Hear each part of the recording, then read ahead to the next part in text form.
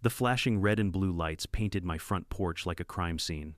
Two police cruisers blocked my driveway, while my so-called HOA president, Ruby Howard, stood in the middle of it all, waving her arms like she was directing a Broadway show. "Officer, that's him. He threatened me," she shouted, pointing straight at me as if I were some kind of fugitive. I stood there in my worn flannel shirt, a wrench still in my hand from fixing my mailbox, wondering how a quiet Saturday morning had turned into this circus. All I'd done was tell her not to park her shiny silver SUV on my private driveway. But in Ruby's world, the rules don't apply to Ruby. So now, at 65 years old, I was facing two cops, a hysterical HOA president, and a very real chance of being arrested on my own property. Before I tell you how it all went down, comment below where you're watching from and what time it is, and make sure you're subscribed. Trust me, you're not going to want to miss how this HOA story ends. Before Ruby Howard ever showed up, life in Maple Grove Estates was, well, quiet, predictable, peaceful in that boring, comforting kind of way you don't realize you love until someone takes it away. I'd been living there for 25 years, long enough to watch the trees I planted turn into real shade, and the kids on the block grow into adults who still waved at me when they visited their parents. I retired from engineering at 60, fixed up the house myself, and thought I'd spend the rest of my years tinkering in my garage, tending to my rose bushes, and enjoying the view from my porch swing with a cup of black coffee. The neighborhood wasn't fancy, but it had heart. We had potluck dinners every spring, a 4th of July barbecue down by the park, and everyone pretty much knew to leave each other alone. The HOA back then was more of a formality, a dusty committee that sent out newsletters about lawn care tips, and once a year reminded folks not to set off fireworks too close to the pond. Nobody ever got fined. Nobody cared who parked where, as long as it wasn't in front of a fire hydrant. My house sat at the end of a cul-de-sac, a few hundred feet off the main road. My driveway wasn't like the others. It was long, curving, lined with old oak trees I'd planted with my late wife, Mary. We'd bought the house with an easement deed, meaning that driveway was mine fully and legally. Not a shared access, not a common lot. Private property. I'd even put up a neat wooden sign, "Private Drive." No parking, not because I was a grump, but because I valued peace and order. For 2 decades, nobody ever questioned it. My neighbors Mark, the retired firefighter, Linda, who ran the neighborhood book club, and Tom, a quiet mechanic, knew it was my space. Mark once joked, "Ethan, your driveway's so long it could be its own zip code." We laughed. It was just part of the rhythm of life there. Then, one summer afternoon, a moving truck rolled up to the big brick house across the street. Out stepped Ruby Howard, high heels clicking on the pavement, sunglasses the size of saucers, and an expression that said the world revolves around me. I remember waving. She didn't wave back. Instead, she surveyed the cul-de-sac like a general inspecting enemy territory. Within a week, she'd introduced herself to every neighbor, though introduced might not be the right word. She announced her arrival. "I'm Ruby Howard. I'm a realtor, I work in property management, and I'll be running for the HOA board this fall." Most of us smiled, politely said, "Nice to meet you," and went back to mowing our lawns. But Ruby didn't like being ignored. The first real sign of trouble came a few weeks later. One morning, I found a bright orange flyer taped to my mailbox. "Notice HOA will be reviewing landscaping compliance standards to ensure visual uniformity. Homeowners may be asked to adjust fencing or plantings to match community guidelines." At the bottom, in big, bold letters, signed Acting President Ruby Howard. I almost spat out my coffee. Acting President, I hadn't even realized there'd been an election.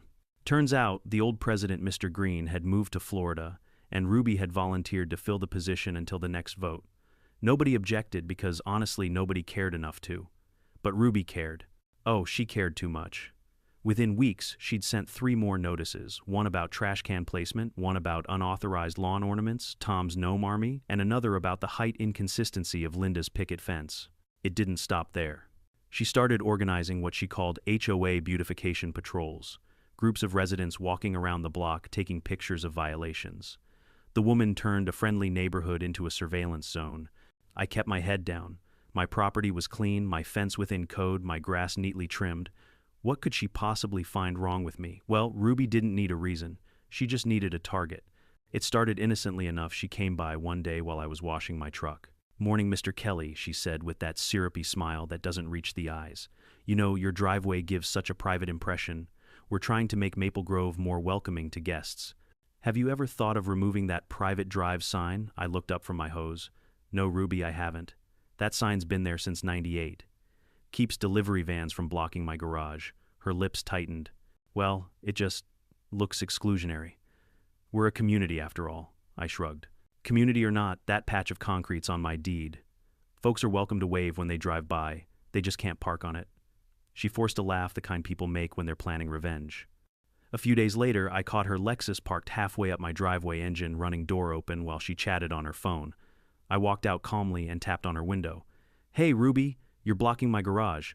She lowered her sunglasses, gave me that smug little smile. Oh, relax, Ethan. It's just for a second. I'm taking a call with the county assessor's office. I pointed to the sign. Second or not, Ruby, this isn't HOA property. She muttered something under her breath and sped off gravel, spitting behind her tires. That's when I realized this wasn't about convenience, it was about control. Ruby didn't like that she couldn't tell me what to do. My private drive sign might as well have been a challenge to her authority. Over the next few weeks, she doubled down. I started getting violation letters in the mail, accusing me of non-compliance with community uniformity standards. Apparently my mailbox post was non-approved wood stain and my fence too rustic. Every time I walked outside, I felt her eyes watching from across the street. Her curtains would twitch, her phone camera would flash. Linda joked, she's got more pictures of your yard than her own. I laughed, but truthfully it was starting to get to me. Then came the final straw. Ruby pushed through a new temporary parking policy at the next HOA meeting, claiming residents could temporarily park in any open driveway within the community during events or overflow periods. I raised my hand. You can't just give people permission to park on private property. That's not how it works. Ruby smiled sweetly. Oh, Ethan, everyone here is part of Maple Grove. Don't you think it's a little selfish to hoard space? The room went quiet. Some folks avoided eye contact. Others just shifted uncomfortably in their seats. Nobody wanted to challenge her. I did. You call it hoarding, I call it ownership. Her smile vanished. We'll see about that. From that day forward, I knew Ruby was going to test me.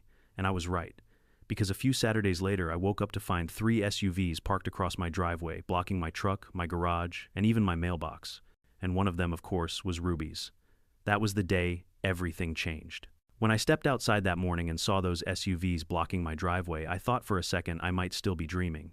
3 gleaming vehicles, 2 silver, 1 black, lined up like a barricade right across my concrete. Ruby's Lexus sat in the middle, perfectly centered, her license plate sparkling under the sun like a trophy. I stood there, barefoot, coffee mug in hand, the steam rising as my blood started to boil. Across the street, Ruby and 2 women I didn't recognize were laughing and chatting like they owned the whole cul-de-sac. They were holding clipboards, of course, and snapping photos of my house. I called out, Ruby, what's this? She turned, flashing that politician's smile. Morning, Ethan. We're just doing the HOA's spring inspection. Overflow parking's allowed today under the new community rule. I took a long breath. On my driveway, she tilted her head, all innocence. The HOA's policy allows temporary use of common areas, Ethan. This space is accessible from the street, so technically I cut her off. Technically, Ruby, that's my land. You can check the county assessor's map if you need a refresher. The women beside her giggled nervously. One of them whispered, He's serious, Ruby. Ruby waved her off. He's just being territorial. I set my mug down on the porch railing and started walking toward the cars. Move them. Now. Her smile faded. Excuse me, you heard me. Move them or I'll have them towed. That got her attention. She took a step forward, squaring her shoulders like she was ready to go to war. You wouldn't dare. That would be a violation of community cooperation standards. I almost laughed. You made that term up, didn't you? Ruby's eyes narrowed behind her sunglasses. The HOA has jurisdiction here, Ethan. You can't just decide who parks where. Funny, I said, pulling my phone from my pocket because the county says otherwise. I opened a saved PDF, the property deed I'd kept handy ever since Ruby started her nonsense. Lot 22B, full easement from Maple Grove Lane to the west-facing garage, recorded in 1998. Private property. Ruby's jaw tightened. You can't show me legal documents on your phone and expect me to. I can, and I just did. That was when she lost it. She stomped toward me in her heels, her face flushed red. You are harassing me, Ethan Kelly. You are making this neighborhood hostile. Hostile, I asked, spreading my arms. You're the one trespassing. The women with her stepped back, whispering something about maybe we should go, but Ruby wasn't backing down. Oh, don't you worry, she said, snatching her phone from her purse. I'm calling the board, and if you touch those cars, I'll call the cops. Call whoever you want, I said, turning toward my garage. I'll be waiting. I walked back inside, shaking my head, but I could feel my pulse pounding in my temples. I wasn't angry, at least not yet, but I could sense something ugly brewing. Ruby didn't just want to win an argument. She wanted to prove she could control me. I spent the next hour fixing a leaky pipe under the kitchen sink, pretending I couldn't hear her outside. But every few minutes I caught snippets through the window. He's so aggressive. I'm the president. I have authority. Yes, I'm documenting everything. By noon I had enough. I called the Maple County Sheriff's Office, not the HOA line, not the city parking enforcement, but real law enforcement. I explained the situation calmly. Trespassers on private property, multiple warnings given. The dispatcher promised to send someone out. When I stepped outside again, Ruby was now filming herself in front of my truck, narrating like she was on a reality show. "This is what harassment looks like," she said dramatically, phone camera pointed right at me. A man trying to intimidate a woman for simply doing her duty for the community. I blinked. "Ruby, you're parked on my land." She ignored me, still talking to her camera. "If anything happens to me, you'll know who's responsible." "Lady," I muttered, "you're 2 feet from my mailbox, not a war zone." That's when I noticed Mark, my firefighter neighbor, walking up the street holding a rake. He stopped at the edge of my lawn and gave me a look that said, "You okay?" I nodded slightly. He called out, "Morning, Ruby." "Didn't realize we had valet parking now." Ruby's voice turned sharp. "This doesn't concern you, Mark." "Oh, it does," he said. "That driveway's private. Been that way since my kids were in middle school." Ruby sneered. "Stay out of it." Mark chuckled and turned to me. "Want me to get my tow buddy on the line?" That was enough to make Ruby panic. "Don't you dare," she snapped. "Touch my car and I'll have both of you arrested." "Good luck with that," Mark said, walking away. By the time the sheriff's deputy arrived, Ruby was pacing in front of her car, muttering into her phone about legal precedents. The deputy, a tall man with mirrored sunglasses, Officer Daniels, according to his badge, walked up calm but firm. "Afternoon, folks." "Got a call about a parking dispute," Ruby jumped in before I could speak. "Yes, thank you, officer. This man is threatening me and my friends for using a public driveway. He's screaming at us, trying to block us in." I raised a hand. "None of that's true, officer. I asked them to move their cars from my private property." Daniels looked between us. "Private property, huh? You got proof?" I pulled the folder I'd printed weeks ago, paper copies of my deed, the plat map, and even the HOA's own bylaws, showing that individual lots were exempt from common parking policies. Daniel studied them for a moment, then gave me a slow nod. "Looks pretty clear to me, ma'am. This driveway's his." Ruby's mouth opened and closed like a fish out of water. "That can't be right." "The HOA. The HOA doesn't override county property lines," Daniel said flatly.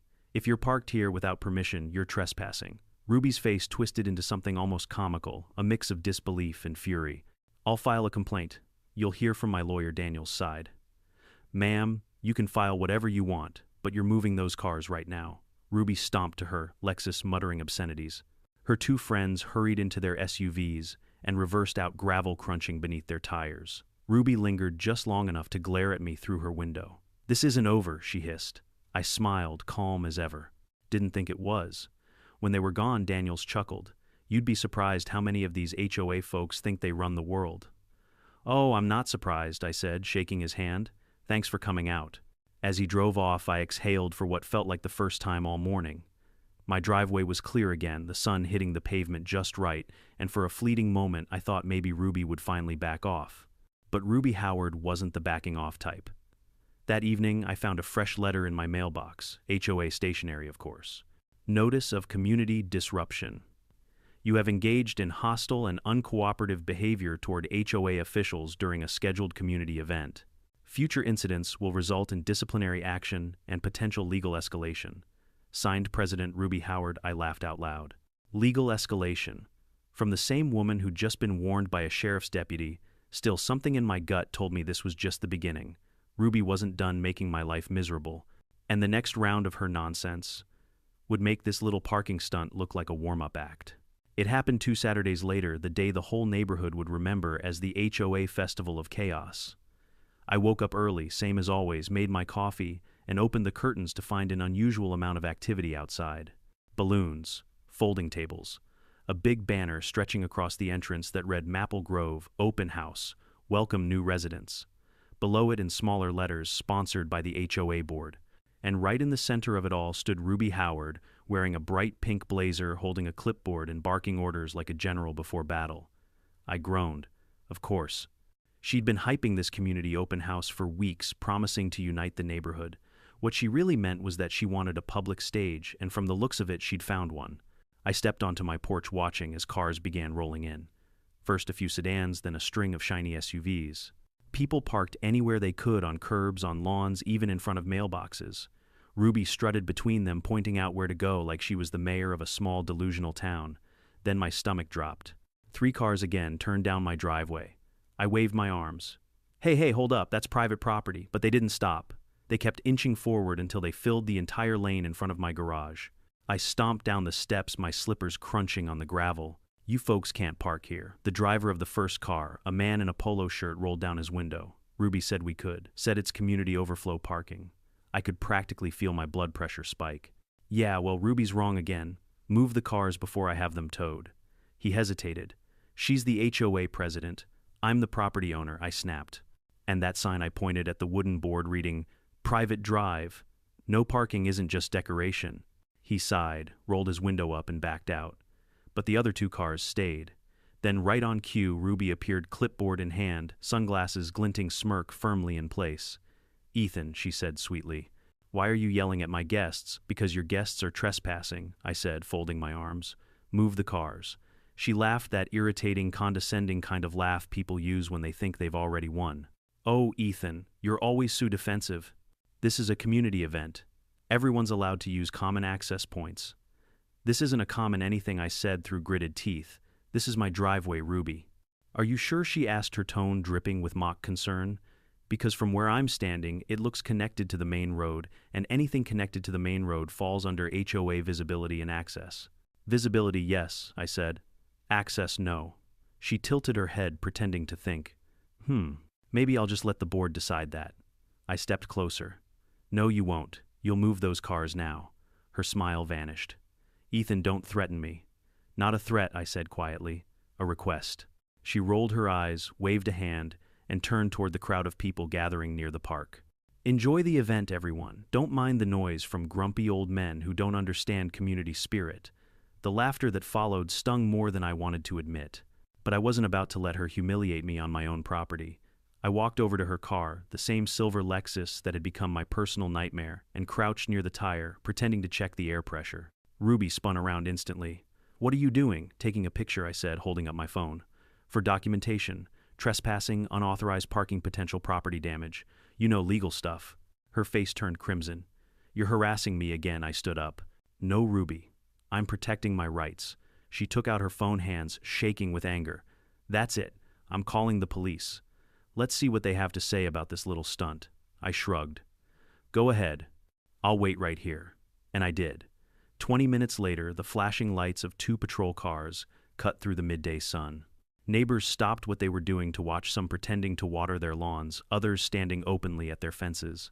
Officer Reed stepped out first, followed by Officer Daniels, the same deputy who'd handled our last driveway incident. He sighed the moment he saw me. Mr. Kelly, he said, we meet again. Unfortunately, I replied. Ruby marched toward them, already mid-rant. Officer, thank goodness you're here. This man is threatening me. He's photographing my vehicle, yelling at my guests, and obstructing a public event. Reed blinked. Public event. This is a gated community, ma'am. It's open house day, Ruby shouted, waving her clipboard like a sword. The HOA authorized temporary access to all driveways for overflow parking. Daniels rubbed his temple. Did you get permission from the property owners? That's not required, Ruby barked. It's within community jurisdiction. I handed him my folder again. Same papers, same maps, same story. Daniels skimmed the documents, then turned to Ruby. Ma'am, this property is privately owned. The HOA can't override that without consent. Ruby's voice rose to a shriek. That's not fair. He's trying to make me look bad in front of everyone. Ma'am, Reed said calmly, you're doing that yourself. The crowd chuckled. Ruby's glare could have melted steel. I'll sue, she cried. Every one of you will regret this, Daniels exhaled. Ma'am, calm down.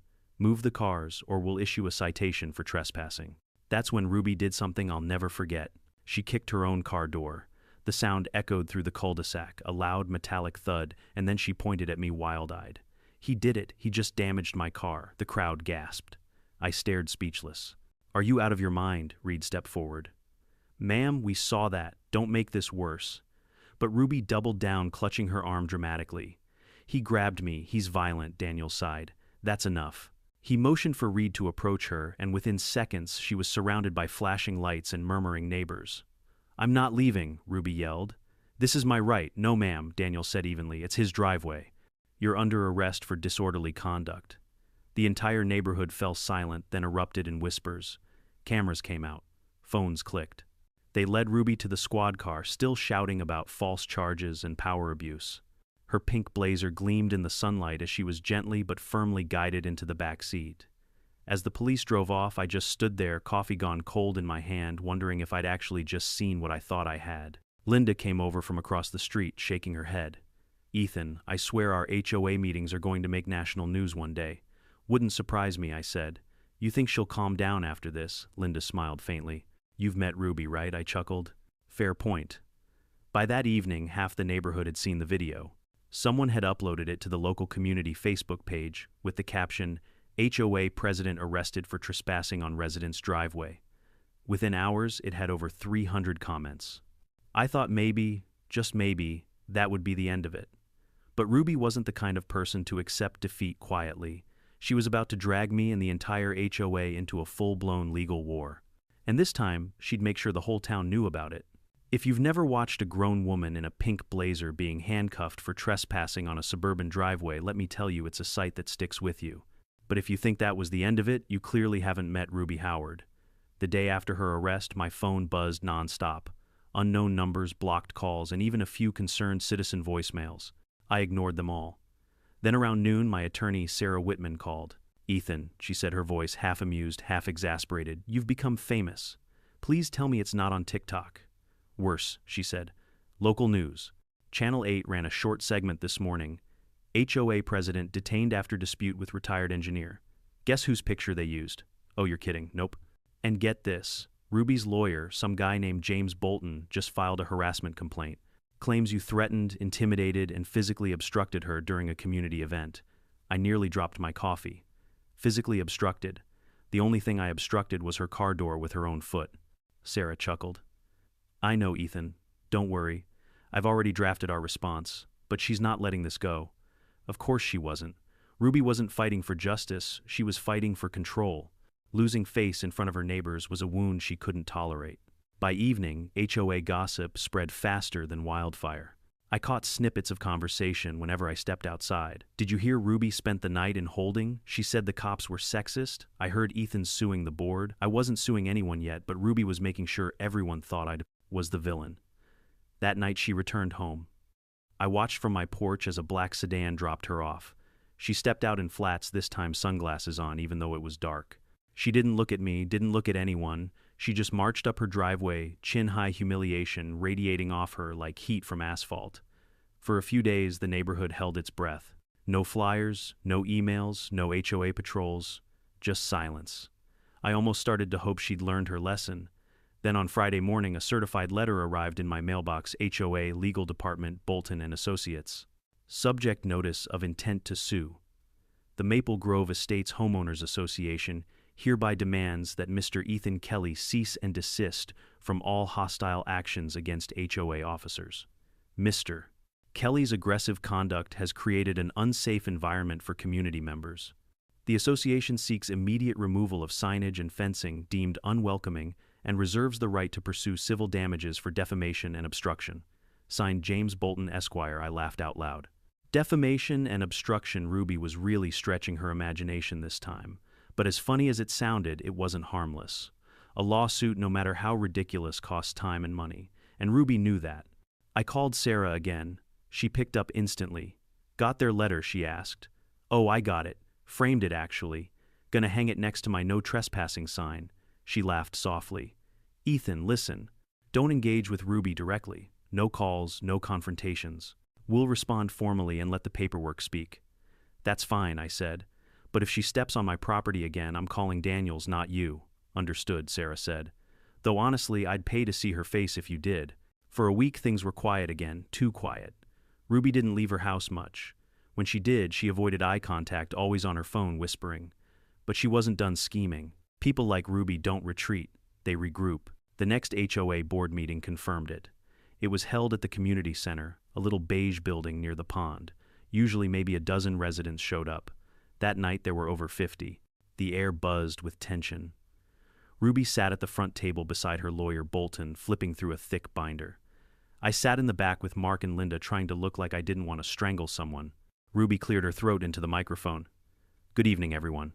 I'm here to address the recent misinformation circulating about our association and its leadership." "Misinformation," Mark muttered under his breath. "She means facts," Ruby continued.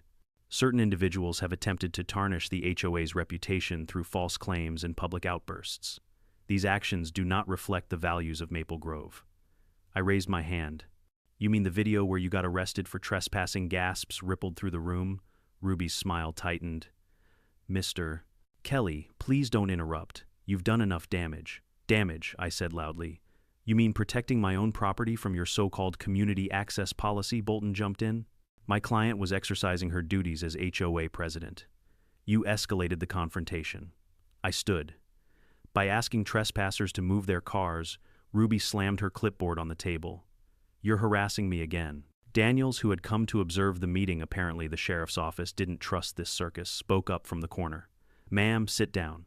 Everyone calm down." But Ruby wasn't calming down. "This man has undermined my authority from day one. He's inciting neighbors, spreading lies, and filming me without consent." Linda spoke up from 2 rows ahead. "That's not true. We all saw what happened. You parked on his driveway. You called the cops." The crowd murmured in agreement. Ruby's face flushed. Bolton whispered something to her, but she waved him off. "This meeting is over. I won't be publicly humiliated by," and then poetic justice struck. From the back of the room, someone projected a video onto the wall. The video. Ruby screaming at the police, kicking her own car door, then being led away in handcuffs. Silence. Then laughter. A wave of it rolling through the crowd like a breeze after a storm. Ruby spun around, horrified. "Turn that off." "That's illegal recording," Mark grinned. "It's from Facebook, sweetheart. Public domain now." Her lawyer's face turned pale. "Miss Howard, perhaps we should," but Ruby was already storming out, red-faced and muttering. The door slammed behind her so hard it rattled the ceiling tiles. Daniel smirked. "Well, that went smoother than last time." By the end of the meeting, the board voted 5-1 to suspend Ruby pending review of her conduct. Bolton packed his papers in silence. Outside, under the soft glow of the streetlights, I felt a rare thing: peace.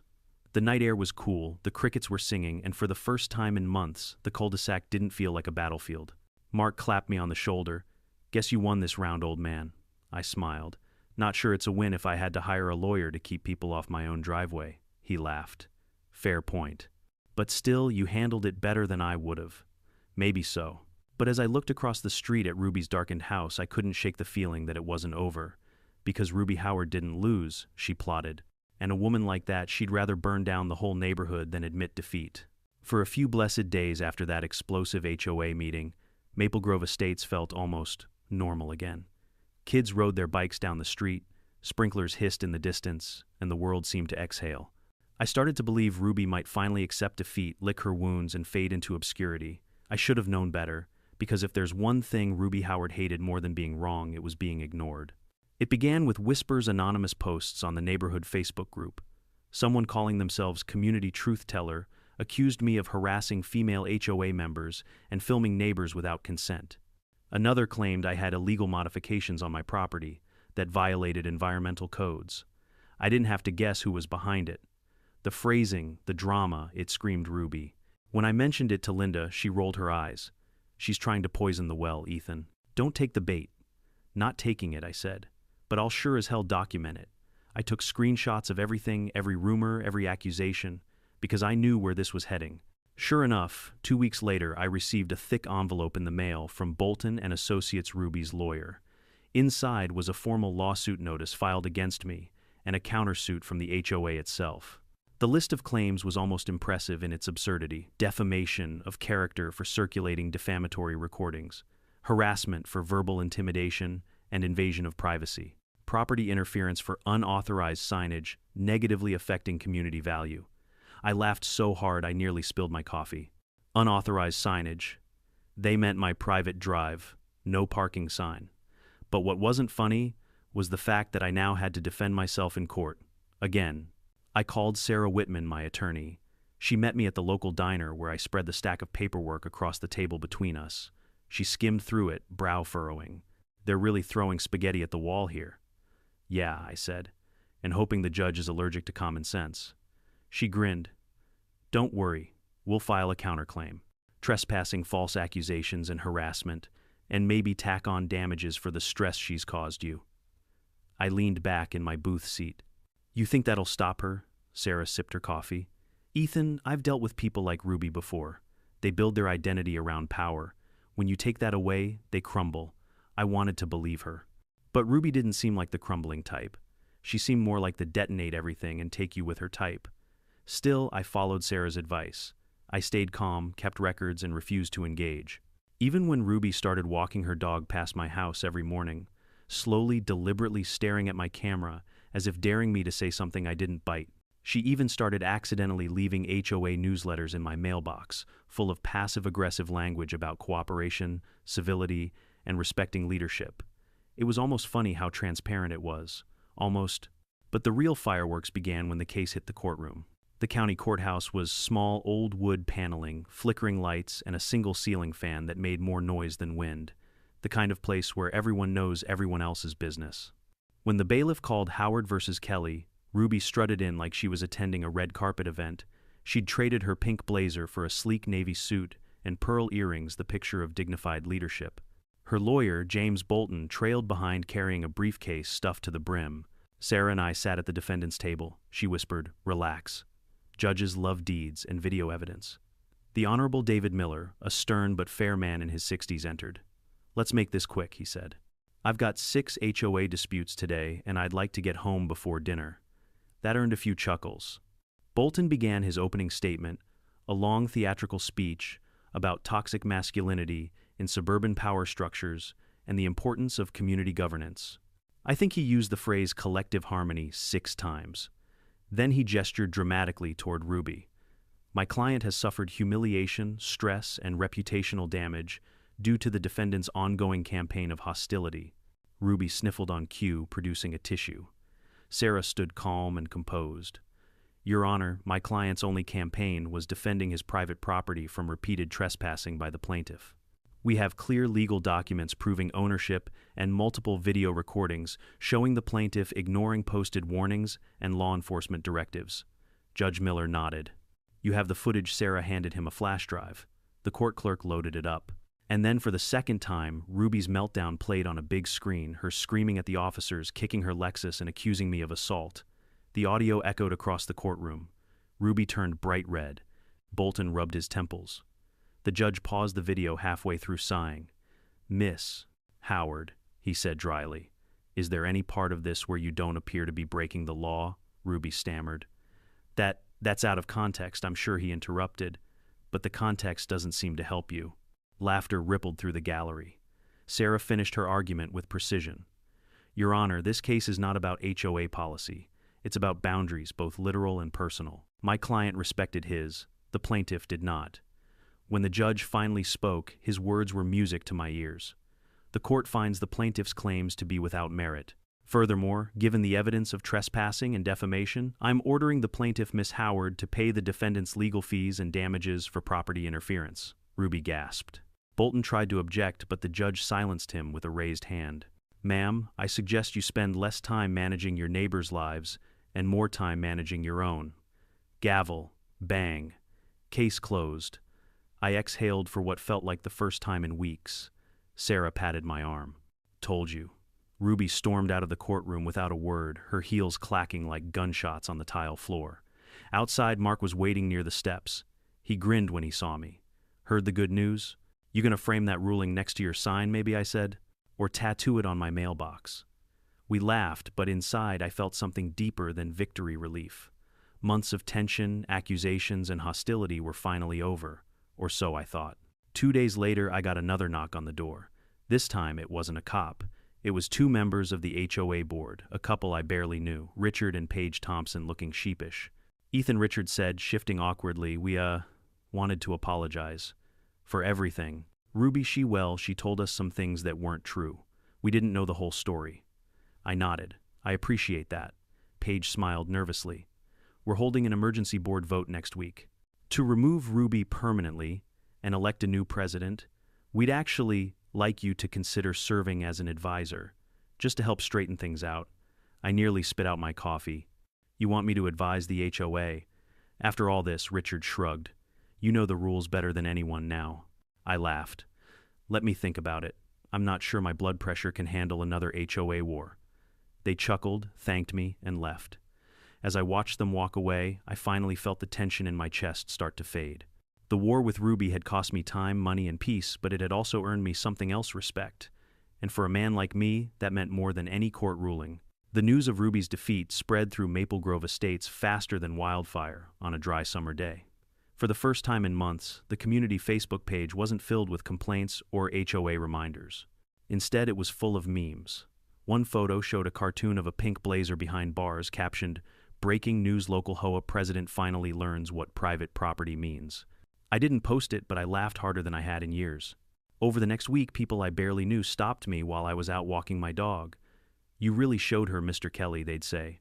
Or, "About time someone stood up to that woman." It felt strange, honestly.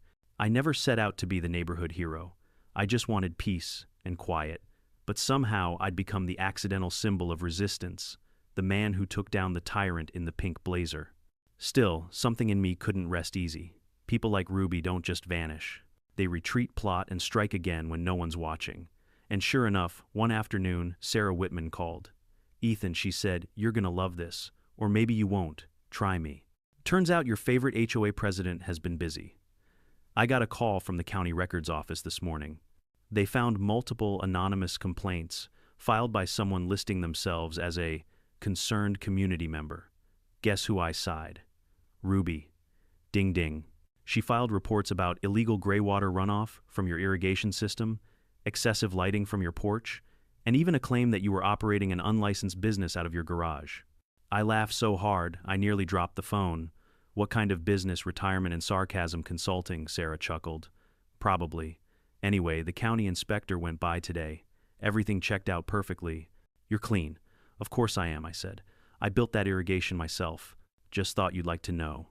Seems like she's still flailing. "Yeah, but even a drowning person can drag someone down with them," I muttered. A few days later, I found out exactly how far Ruby had fallen. Mark came by one evening, a six-pack of beer in hand. "Heard something wild," he said, plopping down on my porch swing. "You ready, always?" He grinned. "You know that HOA treasurer, Carl Patterson? Turns out he's been keeping receipts. Ruby's receipts." I raised an eyebrow. "What kind of receipts?" "The kind that say she's been using HOA funds to pay for her personal landscaping, dry cleaning, and get this a community improvement project that doesn't exist. Nearly $7,000 gone."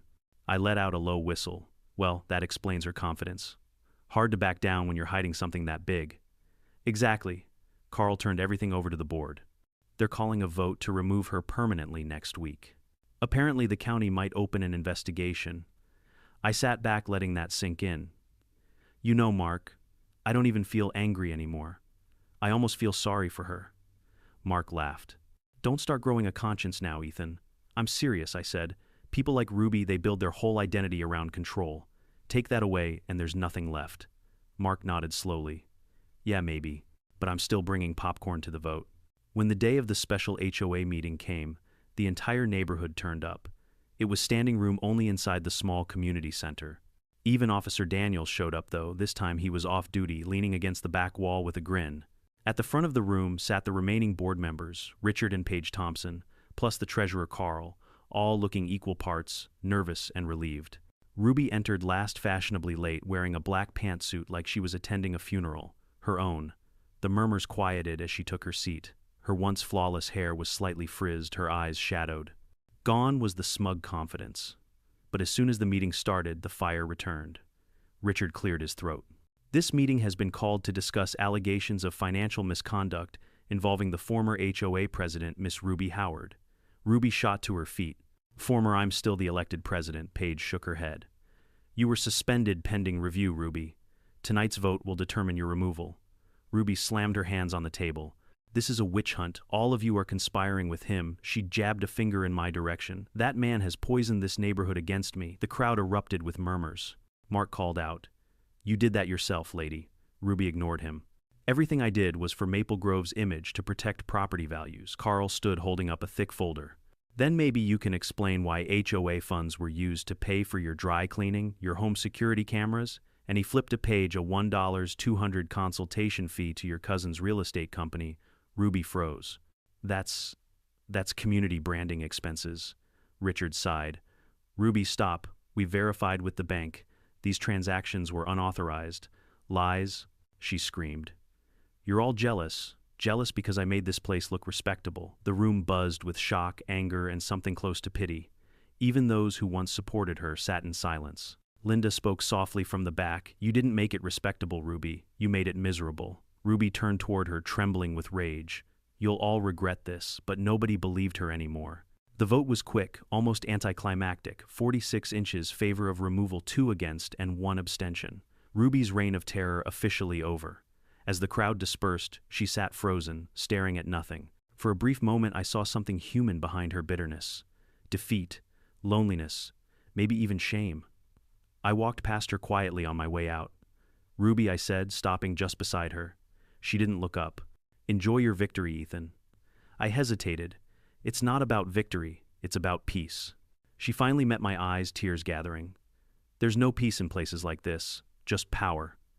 And you'll see that soon enough. I nodded slowly. Maybe, but power without respect doesn't last long. Then I walked away. That night I stood in my driveway under the glow of the porch light. For the first time, in what felt like forever, the air was still. No shouting, no engines idling, no HOA notes taped to my mailbox. Just quiet. I took out a small can of paint and brushed a fresh coat over the old wooden sign, Private Drive, No Parking. The letters gleamed dark and bold against the grain. Linda walked by with her golden retriever, smiling. Looks good, Ethan. Strong message. Thanks, I said. Let's hope it sticks this time. She laughed. Well, if not, at least we've got you to keep us in line. I grinned. I'd rather just keep my driveway clear. The next morning, a small envelope appeared in my mailbox. No return address. Inside a folded sheet of paper, you win. I'm leaving Maple Grove. Don't worry, you won't hear from me again. But remember, every HOA needs a villain. Maybe someday that'll be you. R.H. I read it twice, then tucked it away in a drawer. For the first time in a long while, I didn't feel anger, just relief.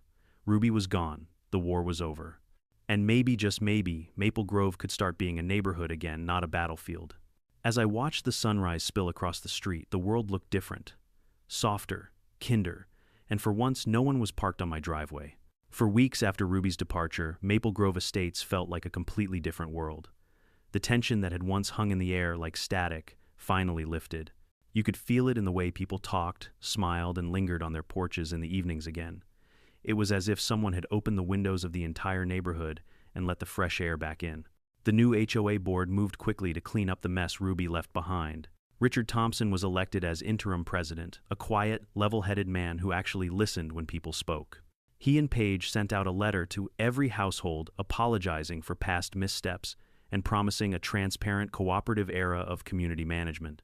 It was the first time in HOA history that I didn't immediately toss their letter into the trash. Mark stopped by a few nights later with a cold beer and a grin.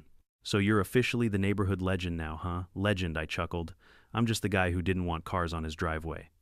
Yeah, he said, sitting down beside me. And now you're the guy who saved the whole block from the HOA dictator. Please, I said. You make it sound like I stormed the capital of Maple Grove. He laughed. You kind of did. Linda joined us a few minutes later, bringing her famous lemon pie. I baked this for you, Ethan. Consider it a peace offering from the rest of us for letting things get that out of hand. I smiled. You don't owe me anything, Linda. I know, she said softly, but you stood up when the rest of us were too scared to. I didn't say anything for a while. We sat there together, 3 neighbors who had gone through the strangest suburban war imaginable, watching the sunset turn the cul-de-sac gold. Across the street, Ruby's old house sat dark. A for sale sign leaned slightly in the yard. I heard she'd moved to another town a few counties away. No one really knew where, and no one seemed interested in finding out. The last rumor said she was working part-time for a different HOA. Some lessons, it seemed, never stuck. Still, I couldn't bring myself to hate her anymore.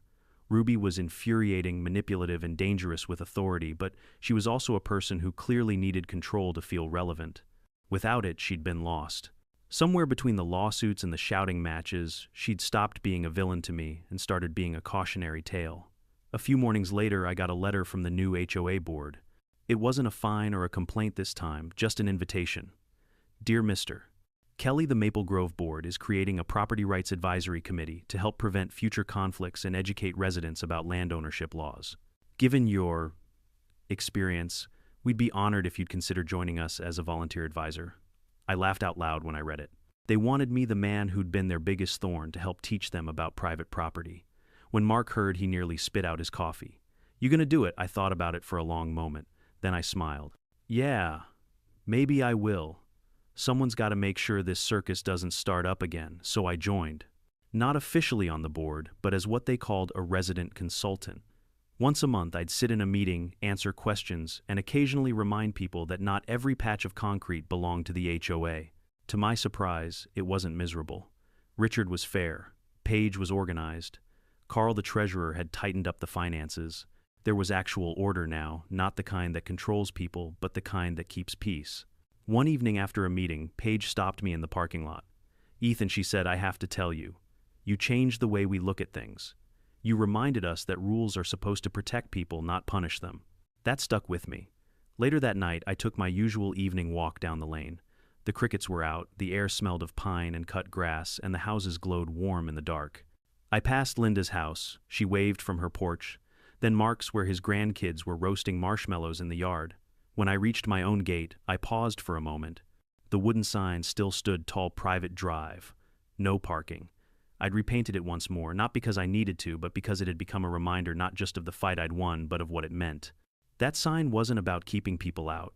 It was about boundaries, the kind that make peace possible. You see, there's something funny about life in these HOA neighborhoods. They're supposed to make things better. Cleaner lawns, matching mailboxes, picture-perfect harmony. But sometimes in the pursuit of perfection, people forget the one rule that matters more than any bylaw: respect. Ruby forgot that. She thought control was the same thing as leadership, and for a while she fooled everyone, even herself. But you can't build a community by stepping on the people who live in it. I learned that the hard way, standing in the middle of my driveway while she screamed about jurisdiction and cooperation. It took police sirens and courtrooms to prove what should have been obvious all along. Ownership doesn't just mean having a deed. It means responsibility. And that's the part Ruby never understood. A few weeks later, the neighborhood threw a reunion barbecue. It was Richard's idea, a way to celebrate a new start. There was laughter, music, and even a few awkward jokes about parking rules. Someone made me a t-shirt that said "Driveway Defender." I didn't wear it, but I kept it. As the sun set that night, I sat at one of the picnic tables with Sarah, my lawyer-turned-friend. She raised her lemonade glass toward me. So, Mr. Kelly, was it worth it? I thought for a moment. Yeah, I said finally. It was. I didn't pick the fight, but I finished it the right way. She smiled. And you did it without losing your temper. That's rare. I grinned. Who says I didn't lose it? I just hid it behind paperwork. She laughed, and for the first time in a long while I felt completely at peace. As I walked home later, the night air was cool, the moon bright. My driveway gleamed under the light, empty, calm, and perfectly mine.